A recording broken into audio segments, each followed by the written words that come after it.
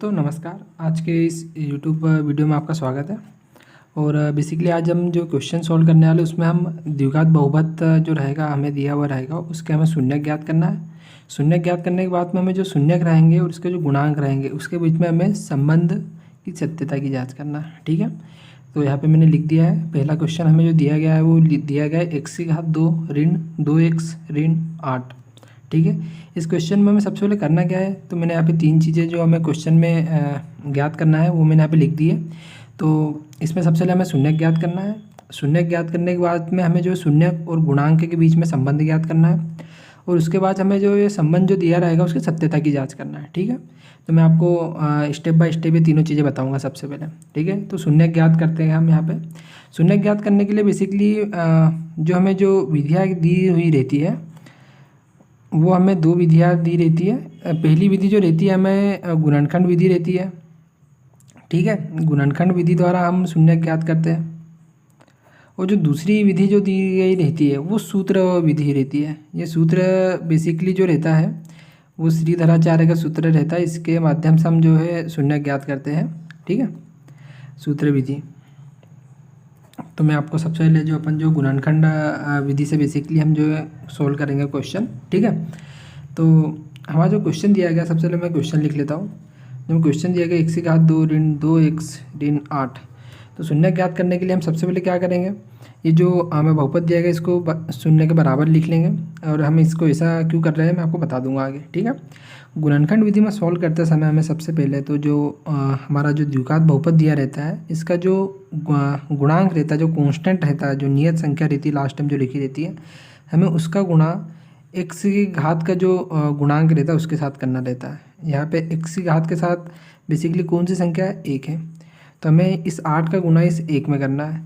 तो 8 का गुणा 1 में करने पे क्या आएगा, हमारा उत्तर 8 आ जाएगा। ठीक है, अब इस 8 के हमें ऐसे गुणनखंड ज्ञात करना है जिसको घटाने पे हमें क्या मिले, 2 मिले।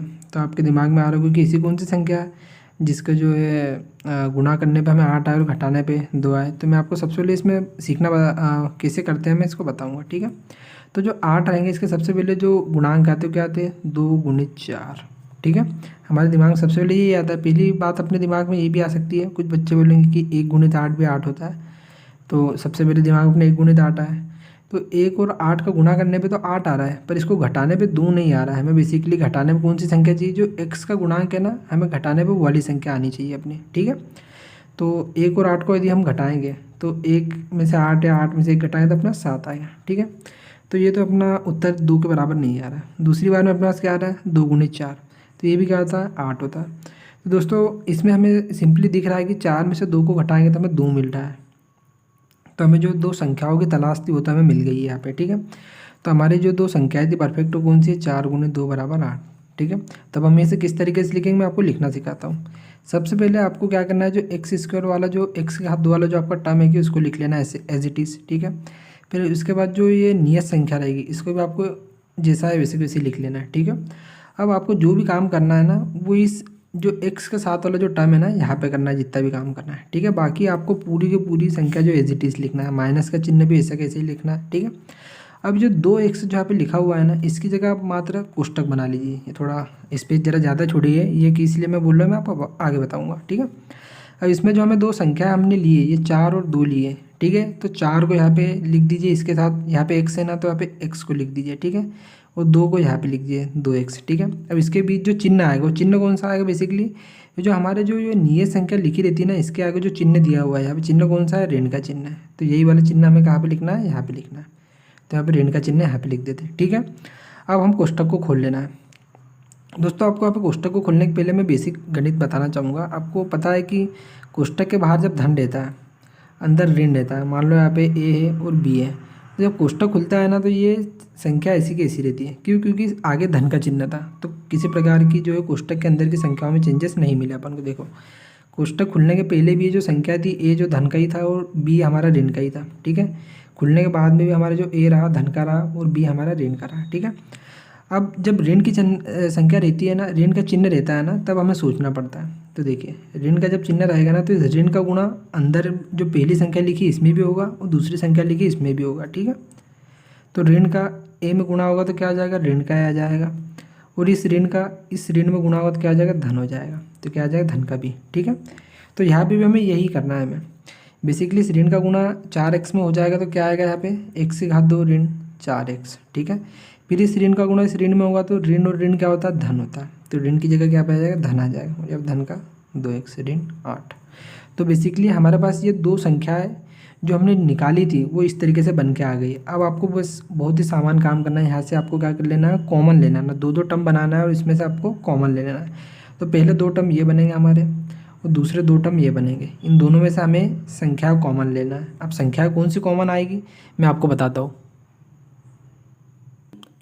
तो देखो हम सबसे पहले हम जो क्या करेंगे, शुरुआत के जो 2 टर्म रहेंगे ना इसमें से हमें कॉमन संख्या लेना है। उसके बाद में हमें जो बाद के जो 2 टर्म रहेंगे, यहाँ पे मैंने एरो बना दिया है, हमें पहले के 2 टर्म से कॉमन संख्या निकालना है। उसके बाद जो हमारे बाद के जो 2 पद रहेंगे उसमें से हमें कॉमन संख्या निकालना है। यहाँ पे आप बोलोगे कि सर जो है हम इसमें से कॉमन संख्या कैसे निकालेंगे। तो देखो आपको जो है बहुत ही ज़्यादा आसानी से समझ में आ रहा है कि यहाँ पे एक्स आ रहा है कॉमन और यहाँ पे भी एक्स आ रहा है। ठीक है, तो हमें यहाँ से कॉमन क्या निकालना है, एक्स। ठीक है, तो यहाँ पे x कॉमन निकाल लो आप। ठीक है, अब x कॉमन निकालने के बाद में इस x की घात 2 के बाद एक ही x बचेगा, तो कोष्टक में एक x लिख दीजिए। ठीक है, और ये 4x जो रहेगा इसमें से x चले गया, कॉमन आ गया बाहर, तो क्या बचेगा अंदर, ऋण का 4 बचेगा। ऋण का 4 को यहाँ पे ऐसा लिख लीजिए। ठीक है, आपने इन 2 में से x कॉमन ले लिया, उसके बाद जो संख्या बची आपने उसको एज इट इज यहाँ पे लिख ली। ठीक है, दूसरा काम आपको अब क्या करना है, बाद के जो 2 टर्म रहेंगे इनमें से भी कॉमन संख्या निकालनी है। तब आप देखोगे कि सर इसमें x है, यहाँ पे x है, पर ये जो दूसरा पद है ना इसमें x नहीं है, तो हम इसमें कॉमन क्या लें। तो आपको पता होगा दोस्तों, ये जो 2 रहेगा यहाँ पे 2 लिखा हुआ है और यहाँ पे 8 लिखा है, तो 8 को हम इस तरीके से लिख सकते हैं 2 गुणित 4। तो बेसिकली हम कह सकते हैं कि ये जो टर्म लिखा हुआ है यहाँ पे 2x है और जो 8 जो दिया हुआ है इसको इसके पास भी 1 2 आ रहा है, तो कुल मिला के हम इस टर्म से भी 2 कॉमन ले सकते हैं और इस टर्म से भी 2 कॉमन ले सकते हैं। ठीक है, तो जब हम इस दोनों टर्म से 2 कॉमन लेंगे तो इसके पास क्या बच जाएगा, x बच जाएगा, इसके बाद 4 बच जाएगा। अब आपको दोस्तों हमेशा ध्यान रखना है, जब भी आप दूसरे टर्म में से जब भी कॉमन लो तो आपको चिन्ह समेत संख्या कॉमन लेना है। तो देखिए यहाँ पे धन का 2 आ रहा है और यहाँ पे भी आपको धन का 2 कॉमन निकालना है। ठीक है, तो धन का 2 आप यहाँ पे कॉमन निकाल लीजिए। इसके बाद क्या बचेगा, यहाँ पे धन का 2 कॉमन निकालने के बाद यहाँ पे x बचेगा। ठीक है, और यहाँ पे ऋण ऐसा कैसे ही आ जाएगा, यहाँ पे 2 कॉमन ले लिया तो बचेगा क्या, 4। ठीक है, बराबर में 0। तो दोस्तों जब भी आप सही तरीके से गुणनखंड करोगे ना तो क्या होगा कि आप जो शुरुआत के जो 2 पद रहेंगे इसमें से जो कॉमन पद निकलेगा और जो बाद के जो 2 पद रहेंगे इसका कॉमन पद रहेगा, वो हमेशा सेम आएंगे। ये जो दोनों कॉमन पद है कैसे आएंगे, आपके सेम आएंगे। इसमें आपको जब भी आप सही गुणनखंड करोगे ना तो आपको ये चीज़ देखने को मिलेंगी। यदि आपको कोई सी भी यहाँ पे चिन्ह की गलती हुई या कुछ भी हुआ तो ये दोनों पद आपके गलत बन जाएंगे। ये x ऋण 4 या ये x धन 4 या x धन 8 कुछ गलत टर्म बन जाएगा। ये मैं आपको किस बेसिस पे बता रहा हूँ, हमने शुरुआत में जो निकाला था ना यहाँ पे, ये देखिए जो चिन्ह जो यहाँ पे लिया था कोष्टक के अंदर, ये मैंने इसीलिए लिया था। बच्चे क्या करते हैं कई बार कोष्टक नहीं लगाते, मैंने यहाँ पे कोष्टक इसीलिए लगा दिया कि जब भी आप कोष्टक खोलो ना तो आपको सही से यहाँ पे समझ में आ जाए कि हमने जो संख्या ली है गुणनखंड वाली है सही है। ठीक है, ये वाले जो 2 स्टेप हुई ना बहुत ही ज़्यादा इंपॉर्टेंट है। आपका जो क्वेश्चन डिसाइड होने वाला है कि आगे जाके सही होगा गलत होगा, यही वाली स्टेप पे डिसाइड होता है। तो ये वाली स्टेप को आप ध्यान से करिए। ठीक है, तो हमने जो सही करा था पीछे वाली स्टेप सही करी थी, इसीलिए यहाँ पे हमारा क्या हुआ है, दोनों पर समान बन के आ गया। अब आप क्या कर लीजिए, x ऋण 4 को कॉमन ले लीजिए इस पूरे में। तो इस पूरे में से आपने x ऋण 4 को कॉमन लिया तो अंदर क्या बच जाएगा, एक x बच जाएगा धन का 2। तो इसको एक कोष्टक में लिख लीजिए, x धन 2 बराबर 0। ठीक है दोस्तों, ये आपके क्या आ गए, अभी शून्यक नहीं निकले। अभी शून्यक निकालने के लिए आपको इन दोनों जो पद निकले हैं, ये पहला पद है और ये दूसरा पद है, इन दोनों को आपको किसके बराबर रखना है, 0 के बराबर लिखना है। ठीक है, तो हमें क्या कर लेना है, शून्यक ज्ञात करने के लिए x ऋण 4 को 0 के बराबर कर लेंगे। जब 0 के बराबर करेंगे तो x बराबर इस 4 के इधर पक्षांतर कर देंगे, ये ऋण का 4 इधर आके धन का 4 आ जाएगा। तो एक हमारा शून्य क्या आ गया, x बराबर 4। दूसरा पद को भी हम ठीक इसी प्रकार से करेंगे। दूसरे पद के लिए हम क्या कर लेंगे, x धन 2 को भी 0 के बराबर रख लेंगे। जब इस 2 को इधर ले जाएंगे तो धन का 2 क्या हो जाएगा, हमारा ऋण का 2 हो जाएगा। ठीक है दोस्तों, तो हमारे पास यहाँ पे 2 शून्यक बन के आ गए, 2 शून्यक निकाल के आ गए। ठीक है, पहला शून्यक हमारा जो निकला है वो निकला है हमारा x बराबर 4, ये हमारा पहला शून्यक है। और जो दूसरा शून्यक है ये हमारा क्या निकला, x बराबर ऋण 2। ठीक है, ये हमारा दूसरा शून्यक निकल के आ गया है। ठीक है, तो हमने शून्यक तो ज्ञात कर लिया। अब हमें क्या करना है, शून्यक और गुणांक के बीच संबंध स्थापित करना है। तो हम जो शून्यक और गुणांक के बीच संबंध स्थापित करते हैं, इसका सूत्र क्या आता है, बेसिकली हम योगफल और गुणनफल के रूप में जो है संबंध स्थापित करते हैं गुणांक और शून्यक के बीच में, ठीक है। तो शून्यकों का जो योगफल रहता है उसका सूत्र होता है ऋण b बटे a, ठीक है। अब दोस्तों ये जो b और a है ये कहाँ से आएगा, मैं आपको इसको बताता हूँ। तो हमारे पास द्विघात समीकरण का मानक रूप आता है। इस मानक रूप को हम कैसे लिखते हैं, ax2 धन bx धन c बराबर 0, ठीक है। इस द्विघात बहुपद के मानक रूप की तुलना इस द्विघात बहुपद से करते हैं। तो दोस्तों x की घात जो 2 रहता है उसका जो गुणांक रहता है उसको हम a मानते हैं, ठीक है। तो यहाँ पे हमारा a क्या है, 1, मैंने यहाँ पे लिख दिया है, ठीक है। फिर जो b का जो x रहता है उसके गुणांक को हम b मानते हैं। तो हमारा जो x है इसका गुणांक यहाँ पे क्या हो जाएगा, ऋण 2। तो मैंने यहाँ पे b को क्या लिख दिया है, ऋण 2, ठीक है। और जो हमारा c रहता है इसको हम जो x की घात 0 या फिर जो x की घात 2 और x के बाद जो दो टर्म जो भी जो हमारा नियत पद बचता है उसे हम क्या बोलते हैं, हमारा c हो जाता है, ठीक है। तो यहाँ पे हमारा c क्या हो जाएगा, ऋण का 8, ठीक है दोस्तों। अब जो शून्यकों का योगफल रहता है इसका सूत्र होता है ऋण b बटे a। तो हमारा बस हमें कुछ नहीं करना है, यहाँ पे a b और c के मान तो हमने पहले ही निकाल लिए, हमें इस सूत्र में बस सिर्फ b और a के मान रख देना है। तो यहाँ पे b का मान क्या है, ऋण 2, तो ये ऋण को तो ऐसे कैसे रहने दीजिए, ये जो ऋण की संख्या आएगी इसको हम कोष्टक में लिख देंगे, ठीक है। a का मान कितना है हमारे पास, 1 है, ठीक है। तो हमारा शून्यकों का योगफल क्या आ जाएगा, ऋण और ऋण धन, तो धन 2 आ जाएगा, ठीक है दोस्तों। ये हमारे पास क्या आ गया, शून्यकों का योगफल आ गया, ठीक है। ये हमारे पास क्या आ गया, शून्यकों का योगफल। दोस्तों अब इसके बाद हमें एक और क्या ज्ञात करना है, हमें शून्यकों का गुणनफल ज्ञात कर लेना। पहले हमने क्या ज्ञात कर लिया, शून्यकों का योगफल ज्ञात कर लिया। अब हमें क्या ज्ञात करना है, शून्यकों का गुणनफल। शून्यकों का गुणनफल ज्ञात करने के लिए जो हमारा सूत्र दिया गया है वो सूत्र क्या है हमारे पास, c बटा a, ठीक है। अब हमारा जो c है इस क्वेश्चन में क्या है, ऋण का 8, ठीक है। तो यहाँ पे लिख लो ऋण का 8 बटे में a का मान कितना है, 1 है। कुल मिला के हमारे पास जो शून्यकों का गुणनफल आया है वो क्या आ गया है हमारे पास, शून्यकों का जो गुणनफल आ गया है वो कितना आ गया है, यहाँ पे ऋण का 8 आ गया है। दोस्तों ये भी हमारा एक आंसर निकला है। अब बेसिकली जो साइन कन्वेंशन या चिन्ह परिपाटी जो यूज़ होती है शून्यकों के लिए, हम क्या करते हैं दोस्तों, हमारा जो पहला जो भी हमारा शून्यक निकलता है ना, हम उसको क्या लेते हैं, अल्फ़ा ले लेते हैं, ठीक है। तो हमारा जो पहला शून्यक है हम इसको क्या ले लेंगे, अल्फ़ा ले लेंगे। अल्फ़ा कितना आ गया, 4 आ गया। और जो हमारा दूसरा शून्यक रहता है हम इसे क्या ले लेते हैं, बीटा ले लेते हैं। बीटा का क्या मान आ गया, ऋण का 2 आ गया, ठीक है। तो हम यदि इसको यहाँ पे लिखे इस तरीके से तो हमारे पास क्या आएगा, ये अल्फ़ा धन बीटा, ये शून्यकों का योगफल आ गया। बेसिकली क्या है हमारा, अल्फ़ा धन बीटा, ठीक है। इसको हम क्या लिख लेंगे, अल्फ़ा धन बीटा क्या आ गया हमारे पास, 2 आ गया, ठीक है। और इसी प्रकार से शून्यकों के गुणनफल को हम क्या लिख सकते हैं, अल्फ़ा गुणित बीटा, ठीक है। तो हमारे पास जो शून्यकों का गुणनफल आया है क्या है, अल्फ़ा बीटा बराबर ऋण का 8, ठीक है दोस्तों। ये हमने बेसिकली क्या कर लिया है, शून्यकों और गुणांक के बीच में हमने संबंध निकाल लिया। किस तरीके से निकाल लिया, शून्यकों का गुणनफल किसके बराबर होता है, ऋण 8 के बराबर आया इस केस में।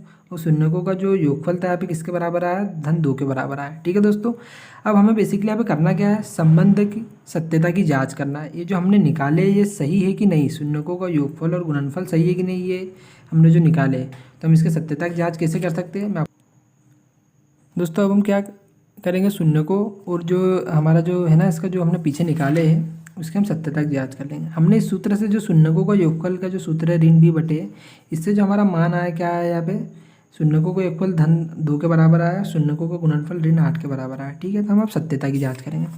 तो सत्यता की जाँच किस तरीके से करेंगे, हमारा जो अल्फ़ा का मान था हम यहाँ पे रख देंगे और बीटा का मान जो है यहाँ पे रख देंगे। हमारा जो जोड़ने जो भी संख्या आएगी वो शून्यकों को योगफल के बराबर आएगी। जो हमारे पीछे वाला पेज में हमने जो करा है, शून्यकों का योगफल किसके बराबर आया है, 2 के बराबर आया है। तो हम यहाँ पे शून्यकों को योगफल को 2 लिख देंगे, ठीक है। यहाँ पे अब हमारा अल्फ़ा का मान कितना आया है यहाँ पे, तो दोस्तों मैं आपको बताऊँगा अल्फ़ा का मान आया है धन का 4, ठीक है, धन। बीटा का मान कितना है आपका, बीटा का मान ऋण का 2 है, ठीक है दोस्तों। अब हमारा जो लेफ्ट साइड है जो हमारा LHS है वो था ऑलरेडी 2 हमने निकाल लिया। ये वाले पेज में देखो हमने पहले निकाला, शून्यकों का योगफल किसके बराबर आया, 2 के बराबर आया, ठीक है। तो ये वाले पेज में हम इतना कर चुके हैं। यहाँ पे आपको सोल्व करके देखना है कि दोनों पद बराबर आ रहे हैं कि नहीं। यदि दोनों पद बराबर आएंगे मतलब हमने जो शून्यक निकाले हैं और जो हमने संबंध स्थापित करा है वो बिल्कुल सत्य है, ठीक है। तो यहाँ पे हम 4 लिख देंगे। धन और ऋण क्या होता है, ऋण होता है, 2 वैसा के वैसे आ जाएगा, ये 2 तो वैसा के वैसे ही आएगा। 4 में से 2 क्या आएगा हमारा, 2। तो दोस्तों यहाँ पे देख लीजिए आप, LHS और RHS दोनों हमारे क्या आ गए, बराबर आ गए। मतलब हमने जो ये शून्यक निकाले हैं, शून्यकों को निकालने के बाद में हमने इसको गुणांक के जो संबंध स्थापित करा है, उससे जो हमको आंसर मिला है वो बिल्कुल क्या है, सत्य है। ठीक है दोस्तों। इसके बाद हम क्या करना है, शून्यकों को गुणनफल वाला जो संबंध है उसको हमें सत्यापित करना है। तो जो शून्यकों का गुणनफल लेता है उसका सूत्र क्या है हमारे पास दोस्तों, शून्यकों का गुणनफल जो है उसका सूत्र हमारे पास है अल्फा बीटा। ठीक है। अब सूत्र विधि से हमने जो शून्यकों का गुणनफल निकाला कितना है, ऋण का 8। ठीक है दोस्तों। तो हम यहाँ पे लिख लेंगे ऋण का 8। अब यहाँ पे अल्फा का मान कितना था हमारे पास, हमने अभी निकाला था। अब अल्फा का मान था हमारा 4 और ये दोनों गुना में, इसलिए हमने गुना लगा दिया। और बीटा का मान कितना है, ऋण का 2। ठीक है। तो यहाँ पे तो ऋण का 8 ऐसे कैसे ही आएगा। यहाँ पे 4 का ऋण 2 में करेंगे तो उत्तर क्या आएगा, ऋण 8। दोस्तों यहाँ पे भी हमारा जो LHS है और जो हमारा RHS है दोनों क्या आ गए, बराबर आ गए। तो इस तरीके से हम कह सकते हैं कि हमने जो शून्यक निकाले हैं उनका जो गुणनफल और जो योगफल निकाला है हमने, वो पूर्ण तरीके से क्या है, सत्य है। ठीक है। तो यहाँ पे सत्यता की जांच होगी, इसलिए हम क्या लिख देंगे यहाँ पे दोस्तों, इति सिद्धम। ठीक है दोस्तों। तो हमारा जो अगले वीडियो रहेंगे इसमें भी हम इसी प्रकार से इस एक्सरसाइज के क्वेश्चन करेंगे। और अपकमिंग जर्नी में हम जो है 10th क्लास के जो भी हमारे अपकमिंग जो एक्सरसाइज है इसके हम वीडियो निरंतर अपलोड करते रहेंगे। तो आपको यदि किसी प्रकार का कोई डाउट हो तो आप कमेंट करिए। ठीक है। धन्यवाद।